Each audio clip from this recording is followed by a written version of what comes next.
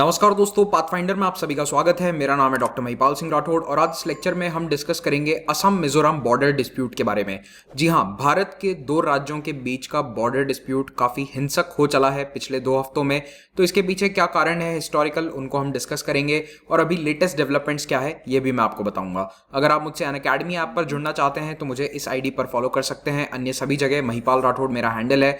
इस लेक्चर का पीडीएफ आपको pathfinder_UPSC टेलीग्राम चैनल पर मिल जाएगा। रविवार को कॉम्बैट है 11 बजे, जिसमें हिस्सा लेकर आप स्कॉलरशिप जीत सकते हैं, साथ ही साथ प्रीलिम्स के स्कोर को भी इंक्रीज कर सकते हैं। कॉम्बैट का लिंक नीचे पहले कमेंट में आपको मिल जाएगा और वहां पर अगर आपसे इनवाइट कोड मांगा जाता है तो you can use this code. Assam Mizoram के बीच का बाउंड्री डिस्प्यूट पिछले कई दशकों से चला आ रहा है। 2020 में यहां पर कुछ हिंसक घटनाएं हुई थी और 2021 में भी जून और जुलाई के महीने में कई हिंसक झड़पें हो चुकी है। 10 जुलाई को असम में कचार डिस्ट्रिक्ट में एक आईईडी ब्लास्ट हुआ। आरोप लगाया गया कि मिजोरम से आए लोगों ने ये ब्लास्ट किया।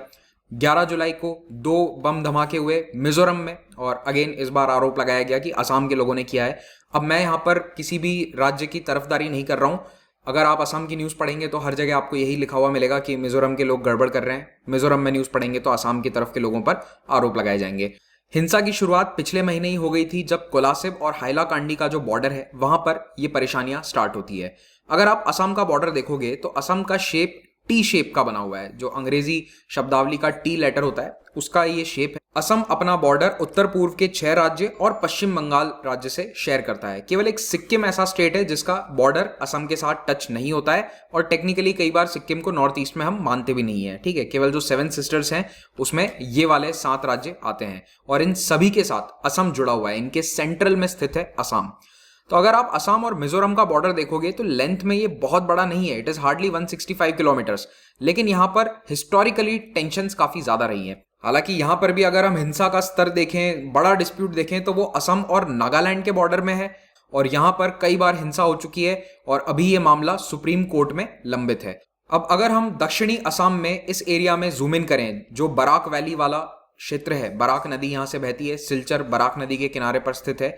तो यहां पर आपको 2-3 इंपॉर्टेंट टाउन्स याद रखने हैं, करीमगंज, सिलचर, हाइलाकांडी, जो असम में स्थित हैं। और यहां मिजोरम राज्य के बॉर्डर में अगर आप देखें तो कोलासिब एक इंपॉर्टेंट टाउन है। अभी जो रीसेंट क्लैश हुआ है वो हाइलाकांडी और कोलासिब के बॉर्डर के निकट में हुआ है।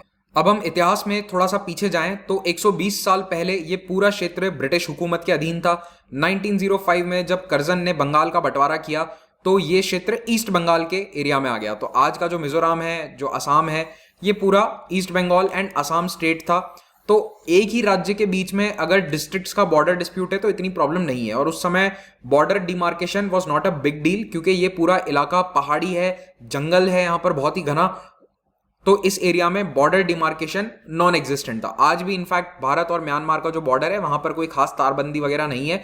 मोस्टली ये जंगल वाला इलाका है। तो बॉर्डर पेपर पे आपको नजर आएगा, रियलिटी में आप वहां पर जाकर देखेंगे तो कोई तारबंदी नहीं हो रखी जैसा भारत पाकिस्तान या भारत बांग्लादेश के बॉर्डर पर हो रखी है। आज के समय के मिजोरम राज्य के क्षेत्र को उस समय लुशाई हिल्स कहा जाता था। तो ये जो लुशाई हिल्स डिस्ट्रिक्ट है ये एक हिली डिस्ट्रिक्ट था और इसका एक नेचुरल बॉर्डर था। यहां पर आप देख सकते हो कि ये प्लेन्स वाला एरिया है, क्योंकि ये बराक नदी की पूरी वैली है। तो यहां पर आपको प्लेन एरिया नजर आएगा, इसको कचार प्लेन कहा जाता है। तो ये पहाड़ जो हैं ये एक प्रकार का नेचुरल बॉर्डर थे यहां पर मणिपुर, मिजोरम और कचार प्लेन्स के बीच में। 1947 में आजादी के बाद भी स्थिति में ज्यादा परिवर्तन नहीं होता, क्योंकि ये पूरा क्षेत्र जो आपको डार्क कलर में नजर आ रहा है ये असम राज्य था। तो आज का जो नॉर्थ ईस्ट इंडिया है mostly it was Assam state. केवल एक मणिपुर जो प्रिंसली स्टेट था वो एक अलग राज्य का दर्जा पा गया और त्रिपुरा एक अलग राज्य बना दिया जाता है। लेकिन जो ये वाला एरिया है मिजोरम का, ये लुशाई हिल्स डिस्ट्रिक्ट के नाम से असम का ही हिस्सा था। 1972 में इस एरिया को एक यूनियन टेरिटरी बनाया गया, तो मिजोरम को असम से अलग किया गया। अब पहली बार बॉर्डर को लेकर बातचीत होती है, क्योंकि जब नया यूनियन टेरिटरी या स्टेट बनता है तो ऑफ कोर्स बॉर्डर को प्रॉपर्ली डिमार्केट किया जाता है। फिर भी इतना इशू नहीं हुआ। 1987 में जब मिजोरम को एक फुल फ्लेजेड स्टेट बनाया जाता है, मिजोरम में इंसर्जेंसी खत्म हो जाती है, तब ये बॉर्डर डिस्प्यूट प्रॉपर तरीके से सामने आता है, क्योंकि अब एक नया राज्य है तो राज्य की एग्जैक्ट बाउंड्री कैसे बनाई जाए। बॉर्डर बनाने के लिए इस क्षेत्र के डिस्ट्रिक्ट्स पर नजर डाली गई। तो यहां पर मिजोरम वाली साइड में 3 डिस्ट्रिक्ट आते हैं, आइजॉल, कोलासिब और ममित। और असम की तरफ 3 डिस्ट्रिक्ट हैं, कचार, हाइलाकांडी और करीमगंज। आइए इनको मैप में देखते हैं। तो ये है दक्षिणी असम का मैप। इसको हम थोड़ा सा जूम इन करें तो आप देख सकते हैं ये है कचार, हाइलाकांडी और करीमगंज डिस्ट्रिक्ट्स, और इनका बॉर्डर यहां पर शेयर होता है मिजोरम के साथ। 165 किलोमीटर लंबी बाउंड्री है। इधर मिजोरम की तरफ से ममित, कोलासिब और आइजोल 3 डिस्ट्रिक्ट हैं जिनका बॉर्डर असम के साथ शेयर होता है। सबसे छोटा बॉर्डर आइजोल डिस्ट्रिक्ट का है, कोलासिब सबसे लंबी बाउंड्री शेयर करता है। सीमा विवाद के पीछे सबसे बड़ा कारण यह है कि मिजोरम और असम ये दोनों ही राज्य अलग अलग ब्रिटिश कालीन नोटिफिकेशंस को बॉर्डर का आधार मानते हैं। मिजोरम ये कहता है कि 1875 में जब बाउंड्री को डिमार्केट किया गया था according to the Bengal eastern frontier regulation act of 1873, वो बॉर्डर फाइनल है। इस नोटिफिकेशन में लुशाई हिल्स और कचार प्लेन्स के एरिया को डिमार्केट किया गया था। मिजोरम इस बॉर्डर को इसीलिए मानता है क्योंकि इसमें मिजोरम को थोड़ा सा एक्स्ट्रा एरिया मिल जाता है। दूसरी ओर असम 1933 में ब्रिटिश गवर्नमेंट के द्वारा जारी किए गए एक मैप को फाइनल अथॉरिटी मानता है। इस मैप में लुशाई हिल्स यानी कि मिजोरम और मणिपुर के एरिया के बीच की बाउंड्री तय करी गई थी, उसे डिमार्केट किया गया था। अब इसमें असम बीच में कहां से आ गया? एक्चुअली इस बाउंड्री के तहत असम को थोड़ा सा ज्यादा टेरिटरी मिल जाता है, कुछ किलोमीटर का क्षेत्र असम में ज्यादा दर्शाया गया है कंपेयर टू द 1875 डिमार्केशन।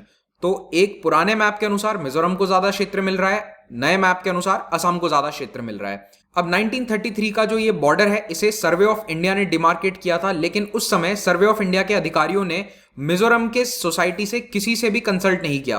किसी को नहीं बताया गया कि बॉर्डर डिमार्केट किया जा रहा है। वो आए, असम के लोगों के ऑफिसर्स के साथ मिलकर उन्होंने बॉर्डर को डिसाइड किया और चले गए। मिजोरम में किसी को इसकी भनक तक नहीं लगी कि बॉर्डर को डिमार्केट किया जा चुका है। उस समय कम्युनिकेशन के साधन इतने ज्यादा नहीं हुआ करते थे। तो मिजो सोसाइटी हमेशा से यही कहती है कि इस बॉर्डर को हम कैसे मान लें जब इसको डिमार्केट करते समय हमसे पूछा ही नहीं गया, कंसल्ट ही नहीं किया गया।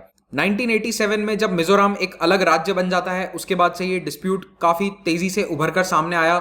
1995 में दोनों राज्यों ने मिलकर बातचीत करी और ये डिसाइड किया कि कोलासिब हाइलाकांडी वाला जो बॉर्डर है वहां पर कैंप सेटअप किए जाएंगे, परमानेंट नहीं, टेम्परेरी स्ट्रक्चर्स, ताकि ये देखा जा सके कि दोनों में से किसी भी राज्य के लोग वहां पर एनक्रोचमेंट ना करें, जबरदस्ती खेती करना शुरू ना कर दें, जमीन पर कब्जा ना कर लें।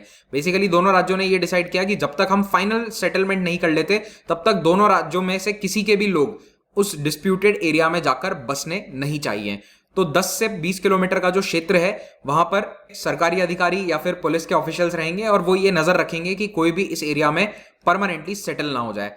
लेकिन बढ़ती आबादी के साथ पिछले 20-25 सालों में कई लोग इन डिस्प्यूटेड एरियाज में सेटल हो चुके हैं। बॉर्डर वाला क्षेत्र है, वहां पर खेती बाड़ी करने लगे हैं। समय समय पर पुलिस जाकर उन्हें हटाती है, इविक्शन ड्राइव्स चलाए जाते हैं, अवैध लोगों को वहां से हटाया जाता है और जब ये हटाने की कार्रवाई होती है उसी समय ज्यादातर ये हिंसा भड़क जाती है। पिछले साल अगस्त के महीने में भी ऐसा ही कुछ हुआ था और उस समय भी बॉर्डर पर ये जो हिंसा है इसमें दोनों राज्यों की पुलिस भी शामिल हो गई थी, इसलिए मामला काफी बढ़ गया था। इस साल भी कुछ ऐसा ही होता है। असम के लोगों ने यह आरोप लगाया कि मिजोरम के लोग 10 किलोमीटर तक अंदर आकर बस गए हैं या खेती कर रहे हैं। दूसरी ओर मिजोरम के लोगों ने आरोप लगाया कि हमारी जमीन में 2.5 किलोमीटर तक अंदर असम के लोग आ चुके हैं। इस तरह की कंप्लेंट्स के बाद दोनों राज्यों की पुलिस एक्टिव होती है और लोगों को इन प्लांटेशन से, उनके खेतों से हटाया जाता है और इसी में यह हिंसा भड़क जाती है।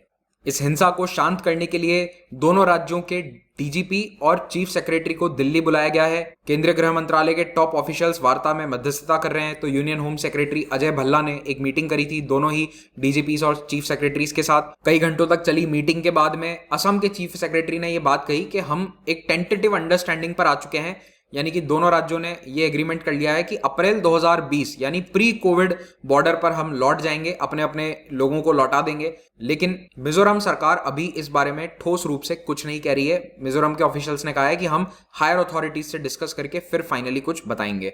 असम के मुख्यमंत्री हिमंत बिस्वा शर्मा ने एक आइडिया दिया है कि क्यों ना सैटेलाइट मैपिंग का इस्तेमाल करके बॉर्डर डिस्प्यूट को सेटल कर दिया जाए। लेकिन जब बॉर्डर की अंडरस्टैंडिंग पर ही डिस्प्यूट है तो सैटेलाइट से मैप करके क्या हासिल होगा, ये मेरी समझ से बाहर है। अगर आप लोग समझा सके तो मुझे कमेंट में समझाइएगा।